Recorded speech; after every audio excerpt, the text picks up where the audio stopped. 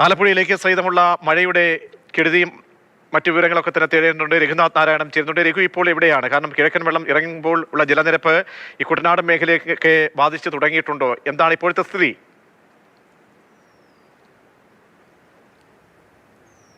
Upper കുട്ടനാടിൻ്റെ ഭാഗമായുള്ള ഹരിപ്പാട് നിയമസഭാ മണ്ഡലത്തിലെ പള്ളിപ്പാട് എന്നുള്ള സ്ഥലത്താണ് ഞാനുള്ളത്. ഈ കിഴക്കൻ വെള്ളം വന്ന് പോകുന്നത് കുട്ടനാട്ടിൽ ആദ്യം മുക്കുന്ന പ്രദേശങ്ങളിലൊന്നാണ് പള്ളിപ്പാട് എന്ന് പറയുന്നത്. നമുക്ക് ദൃശ്യങ്ങളിൽ നിന്ന് കാണാം. അച്ചൻകോവിലാറാണ് അങ്ങ് ദൂരെ ഒരു 50 മീറ്റർ അപ്പുറത്തേക്ക് ഒഴുകി പോകുന്നത്. അത് കരകവിഞ്ഞാണ് ഇവിടത്തേക്ക് വെള്ളം വരുന്നത്. നമ്മൾ പലപ്പോഴും ഇപ്പോൾ ഉണ്ടായിരിക്കുന്ന പ്രളയം പോലും ആദ്യമായി അല്ലെങ്കിൽ വർഷത്തിൽ അല്ലെങ്കിൽ 3-4 വർഷം കൂടുന്ന ഇടങ്ങളിലെക്കുറിച്ച് ആളുകൾ പറയുമ്പോൾ അവർ എത്രത്തോളം പാനിക്കാണെന്ന്, എത്രത്തോളം സങ്കടമുണ്ടെന്ന് നമ്മൾ കണ്ടതാണ്. പക്ഷേ അതേപോലെയല്ല ഈ അപ്പർ കുട്ടനാടിലെ മേഖലകളിലെ മനുഷ്യരുടെ ജീവിതം എന്ന് പറയുന്നത്. വർഷത്തിൽ പലതവണ വെള്ളം കയറും. അവർക്കതൊരു സ്ഥിരമായതുകൊണ്ട് അതങ്ങനെ കടന്നു പോകുകയൊക്കെ ചെയ്യും. ആളുകളുടെയൊക്കെ പരാതി മുൻപ് നമ്മൾ വാർത്ത ചെയ്തിട്ടുള്ളതാണ്. ഈ അച്ചൻകോവിലാറിലൊക്കെ ഈ ഭാഗത്തൊക്കെ ധാരാളം ഈ പ്രളയത്തിലൊക്കെ വന്ന് കിടക്കുന്ന മണലുകളൊക്കെ ഉണ്ട്. അതൊക്കെ നീക്കം ചെയ്യണമെന്ന് പലതവണ ഇവിടെയുള്ള മനുഷ്യരൊക്കെ അങ്ങോട്ട് ചേട്ടാ ഒരു നിമിഷം ഇങ്ങോട്ട് വന്നിട്ട് ഈ എങ്ങനെയുണ്ട് ഇവിടെ ഇപ്പോൾ വെള്ളം?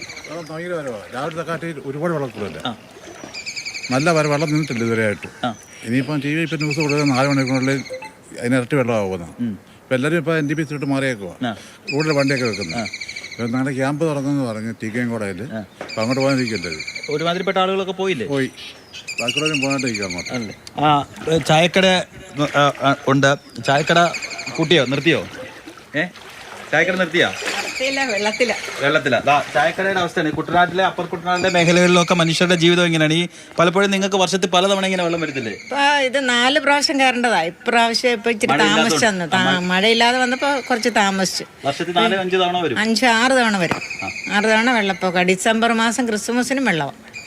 ഇതാണ് അപ്പം എത്രത്തോളം, അതായത് വർഷത്തിൽ 4-5 തവണ വീട്ടിലൂടെ, കടയിലൂടെ, ഉപജീവന മാർഗത്തിലൂടെ, ഉപജീവനം നടത്തുന്ന കടയിലൂടെയൊക്കെ വെള്ളം കയറി ഇറങ്ങി പോകുന്ന മനുഷ്യരുടെ ജീവിതത്തിൻ്റെ ബുദ്ധിമുട്ട് എത്രത്തോളം ഉണ്ടെന്ന് നമുക്ക് ഊഹിക്കാവുന്നതേ ഉള്ളൂ. ഇത് കുട്ടനാട്ടിലെ അല്ലെങ്കിൽ അപ്പർ കുട്ടനാട്ടിലെ വെള്ളം കയറുന്ന എല്ലാ സ്ഥലങ്ങളുടെയും മനുഷ്യരുടെ അവസ്ഥ ഇതാണ്. പക്ഷേ അവരങ്ങനെ പരാതി ഒന്നും പറയാൻ വേണ്ടി നിൽക്കില്ല. കാരണം എന്താ വെച്ചാൽ അത് അവരുടെ ഒരു ജീവിതത്തിൻ്റെ ഭാഗമാണ്. വർഷത്തിൽ അത് അവർ ജനിച്ചപ്പം തൊട്ട് അങ്ങനെ അത് ശീലിച്ചു പോകുന്നതാണ്. പക്ഷേ ഈ 2018 പ്രളയം കാരണം ഇവിടെയൊക്കെയുള്ള മനുഷ്യർക്ക് ഈ നില അല്ലെങ്കിൽ ഈ വെള്ളം എത്രത്തോളം വരും അല്ലെങ്കിൽ എത്രത്തോളം അത് ഉയരും എന്നൊക്കെയുള്ള ഏകദേശം കണക്ക് അവരുടെ ജീവിതത്തിൻ്റെ ഭാഗമായി അവർ സ്വായത്തമാക്കിയതായിരുന്നു. പക്ഷേ ഈ 2018 പ്രളയത്തിന് ശേഷം വെള്ളം എങ്ങനെയാണ് വരുന്നത്, എത്ര ഉയരും എന്നൊന്നും പറഞ്ഞ് അല്ലെങ്കിൽ പറയാൻ വേണ്ടിയുള്ള ഒരു ധാരണ മനുഷ്യർക്ക് ഇല്ലാണ്ടായി പോയിട്ടുണ്ട്.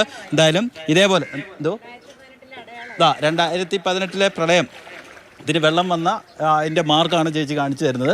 ഇത്രയും വെള്ളം ആണ് 2018 പ്രളയത്തിന് ഇവിടെ വന്നത്. അതായത് ഒരു മനുഷ്യൻ്റെ ഏകദേശം എൻ്റെ പൊക്കത്തോളം വെള്ളം അവിടെ കയറിയിട്ടുണ്ട്. അത്രമേൽ ദുരിതവും കാരണം 2018 പ്രളയം അത്രയും വരുന്നെങ്കിലും എല്ലാ വർഷവും പലതവണ ഇതിനേക്കാൾ കൂടുതൽ വെള്ളം ഈ മേഖലയിലൊക്കെ വരും. എന്തായാലും മനുഷ്യരൊക്കെ വലിയ പാനിക്കാണ്, ഭീതിയിലാണ്. 2018 അവസ്ഥ ആവർത്തിക്കുമോ എന്നുള്ള ആശങ്കയുണ്ട്. പക്ഷേ നിലവിൽ അത്തരത്തിലുള്ള ആശങ്ക വേണ്ടെന്നാണ് ജില്ലാ ഭരണകൂടം അല്പസമയം മുമ്പ് ജില്ലയുടെ ചുമതലയുള്ള M. ലിജു നമ്മളോട് സംസാരിച്ചിരുന്നു.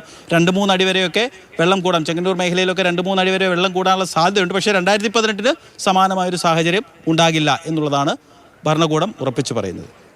ശരി, രഘു പറഞ്ഞതുപോലെ തന്നെയാണ്. എല്ലാ കാലവും മഴക്കാലത്ത് അപ്പർ കുട്ടനാടൻ മേഖലയിൽ ഈ ദുരിതമുണ്ട്. കിഴക്കൻ വെള്ളം വന്നു ചേരുന്നത് ഇവിടെയാണ്. അപ്പോൾ 2018, 19, 24 ഒക്കെ തന്നെ അങ്ങ് പെട്ടെന്ന് നമുക്ക് മായ്ച്ചു കളയാൻ കഴിയുന്നതല്ല. പാനിക്കാകണ്ട, ജാഗ്രത പാലിക്കുക എന്നുള്ളതാണ് അവിടുത്തുകാരോടും പറയാനുള്ളത്.